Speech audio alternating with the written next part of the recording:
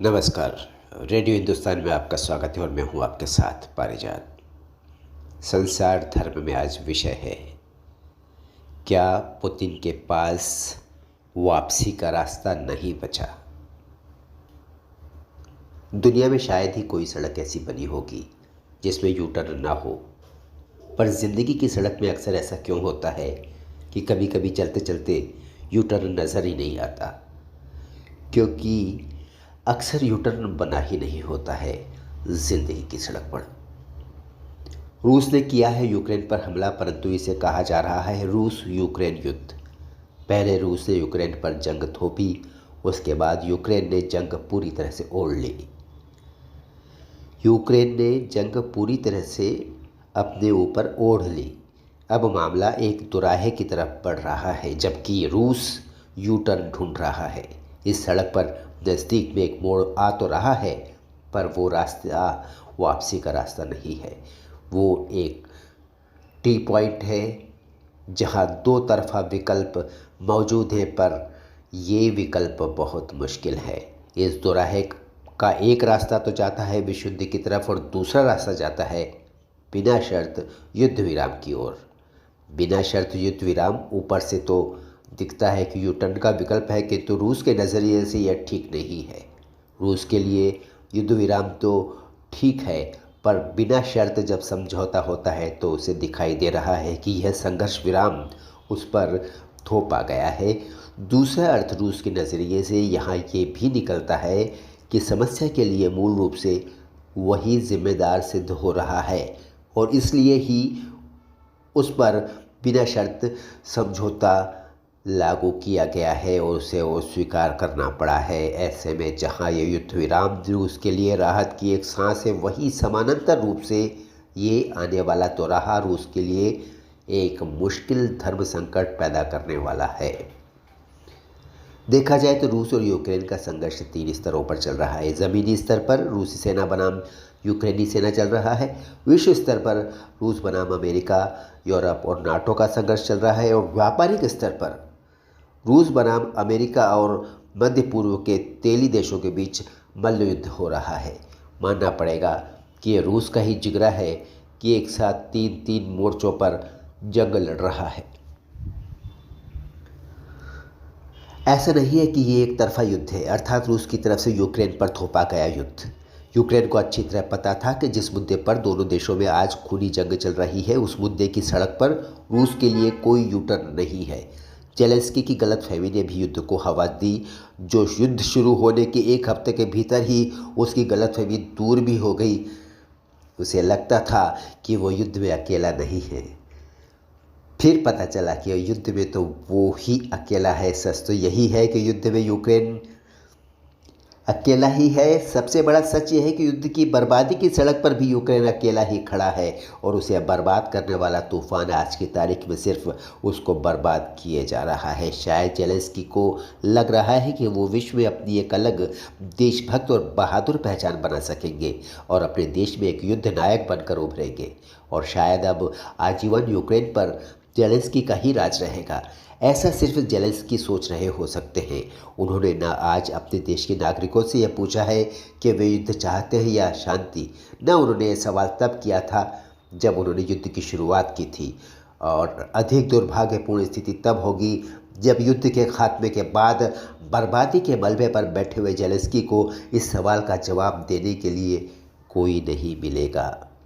हालिया हालत बताती है कि यूक्रेन के राष्ट्रपति जेलेंस्की ने बयान दिया है कि वे पुतिन से बातचीत को तैयार है, और ऐसा यदि वास्तव में हो भी जाए तो बहुत अच्छा हो, क्योंकि दुनिया के लोगों से पूछा जाए तो वे भी यही चाहते हैं। कारण बहुत साफ है, अगर जंग नहीं थमी तो तीसरा विश्व युद्ध तय है। आज होने वाली यह बातचीत रूस और अमेरिका के बीच बातचीत का 5वां दौर होगा। पिछले 3 हफ्तों से ज़्यादा, लगभग 4 हफ्ते कहना ज़्यादा बेहतर होगा, लगभग 4 हफ्तों से ज़्यादा दिनों से चल रहे रूस और यूक्रेन के युद्ध में भीषणता और बढ़ती जा रही है। युद्ध और भीषण होता जा रहा है। हालात ऐसे हैं कि लगभग संपूर्ण यूक्रेन में रूस के हवाई हमले की आशंका पैदा हो गई है। इस स्थिति ने यूक्रेन की सरकार को पूरे देश में आसमानी बमबारी को लेकर अलर्ट जारी करने को मजबूर कर दिया है। यूक्रेन के अंदरूनी हालात बिल्कुल ठीक नहीं है। युद्ध के बीच यूक्रेन के मारियोपोल में बचाव अभियान में शामिल बसों को भी रोक दिया गया है। यूक्रेन का ही एक दूसरा प्रमुख शहर लवी में रूस के मिसाइल हमले के बाद अब चारों तरफ धुआं ही धुआं दिखाई दे रहा है। रूस के यूक्रेन पर हमले दिन प्रतिदिन गंभीर होते जा रहे हैं। यूक्रेन पर रूस ने अपनी लेटेस्ट हाइपरसोनिक मिसाइल तक से हमला कर दिया है और अब लग रहा है कि ये 26 दिनों से चल रहा है ये युद्ध खतरनाक मुहाने पर आ पहुंचा है। एक तरफ युद्ध यूक्रेन का दावा है, आज रूस यूक्रेन के किसी भी हिस्से में हवाई हमला कर सकता है, तो दूसरी तरफ रूस युद्ध को लेकर रूस के होठों पर खतरनाक खामोशी है। ये खामोशी खतरे को बयान करती है, जिसको देखते हुए यूक्रेन के हर शहर में हवाई हमले की चेतावनी जारी हुई है। उधर यूक्रेन के युद्ध पीड़ित बच्चों से पोप फ्रांसिस की मुलाकात के बाद उनकी तस्वीरें सोशल मीडिया पर वायरल हो रही हैं और ये तस्वीरें भी युद्ध को बुरा कहने के अलावा और कुछ नहीं कह रही हैं।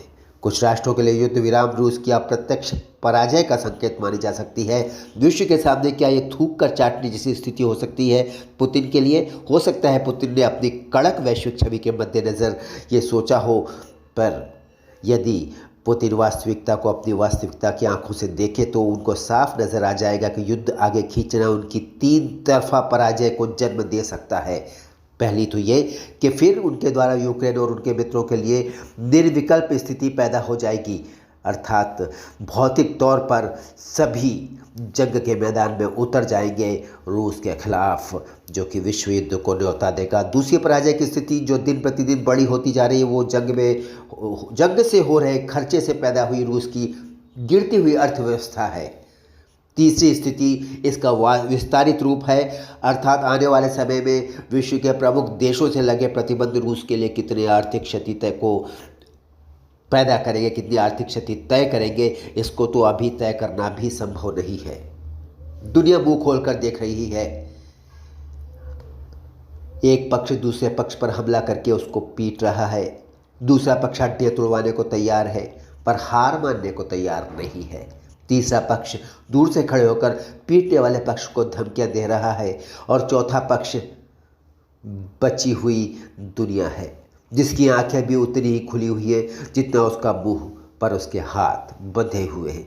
देखा तो नहीं जा रहा पर देखना पड़ रहा है। कुछ किया नहीं जा सकता, लेकिन डर तो लग रहा है कि कहीं विश्व युद्ध न शुरू हो जाए। दूसरी तरफ यूक्रेनी राष्ट्रपति जेलेंस्की ने युद्ध को लेकर इजराइल की संसद को संबोधित किया है। अपने संबोधन में उन्होंने कहा है कि वे युद्ध विराम हेतु पुतिन से बात करने को तैयार है।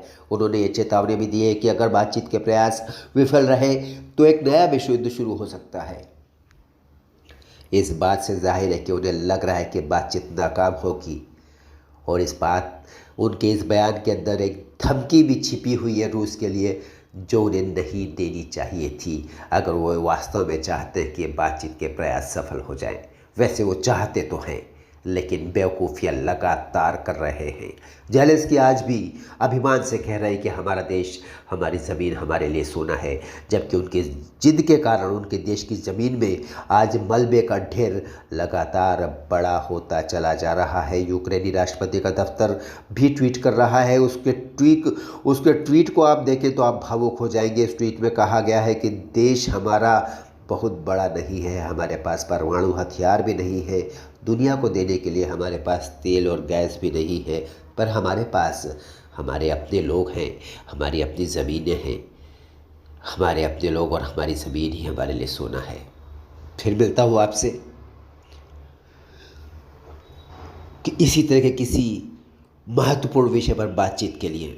अभी दीजिए अनुमति और सुनते रहिए रेडियो हिंदुस्तान। नमस्कार।